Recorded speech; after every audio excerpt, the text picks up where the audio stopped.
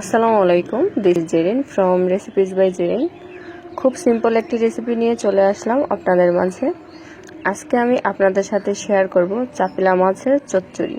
এই শীতকালে গরম ভাতের সাথে এই রেসিপিটি হলে জাস্ট জমে যাবে। চলুন রেসিপিটি দেখে নেওয়া যাক। প্রথমেই আমি এখানে চাপিলা মাছগুলো ভালোভাবে কেটে ধুয়ে পরিষ্কার করে নিয়েছি। আমার এখানে 250 গ্রামের মতো চাপিলা মাছ আছে। এখন দিয়ে দিব আমি পরিমাণ মতো লবণ, হাফ চা চামচ হলুদ গুঁড়া,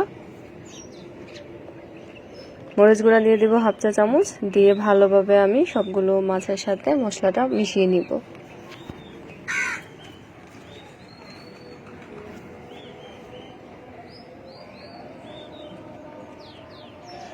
আর যা যা লাগছে, এখানে লাগছে টমেটো, কাঁচামরিচ ফালি করে কাটা, পেঁয়াজ বাটা, আর লাগছে ধনিয়া পাতা।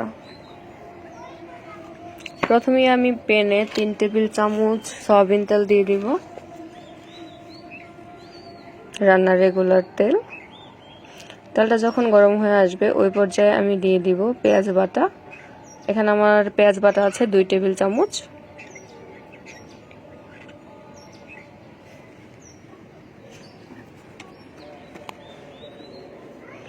পেঁয়াজ বাটাটা কিছু সময় নেড়ে চেড়ে একটু ভেজে নিয়ে দিয়ে দিব কাঁচামরিচ ফালি করে কাটা 7-8টি।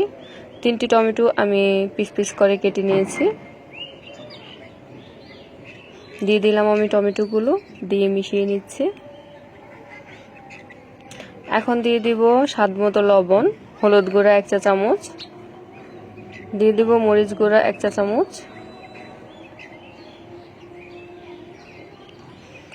ভালোভাবে আমি মিশিয়ে নিব। মশলা, টমেটো, পেঁয়াজ বাটা সবগুলো একসাথে ভালোভাবে মিশিয়ে কিছু সময় কষিয়ে নিব।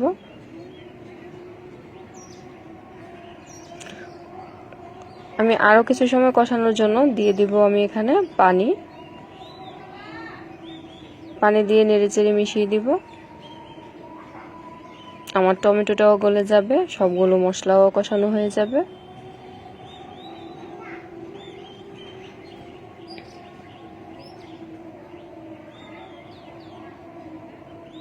আমার মশলাটা পুরোপুরি কষানো হয়ে গেছে, টমেটোটা গলে গেছে। এই পর্যায়ে আমি দিয়ে দিব চাপিলা মাছগুলো, যেগুলো আমি কিছু সময় আগে লবণ হলুদ মরিচ দিয়ে মিশিয়ে রেখেছিলাম। এই অবস্থাতেই নেড়েচেড়ে মিশিয়ে দিতে হবে, কারণ কিছুক্ষণ পর মাছটা যখন নরম হয়ে যাবে তখন নাড়াচাড়া করা যাবে না, মাছটা ভেঙে যেতে পারে। মাছগুলো মশলার সাথে দিয়ে কিছু সময় নিয়ে কষিয়ে নিতে হবে, আর হালকা হাতে নেড়েচেড়ে মিশিয়ে দিতে হবে।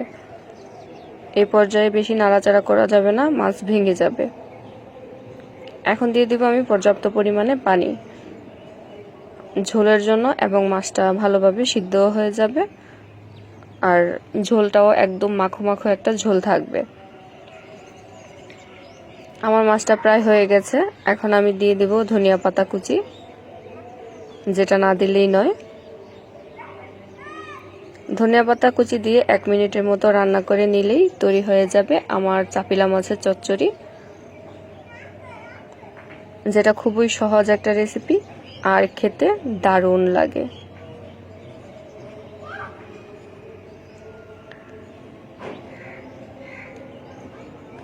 আশা করছি বরাবরের মতো আজকের রেসিপিটিও আপনাদের কাছে ভালো লেগেছে। ভালো লাগলে লাইক, কমেন্ট এবং শেয়ার করতে ভুলবেন না, পাশাপাশি আমার চ্যানেলটি সাবস্ক্রাইব করতে।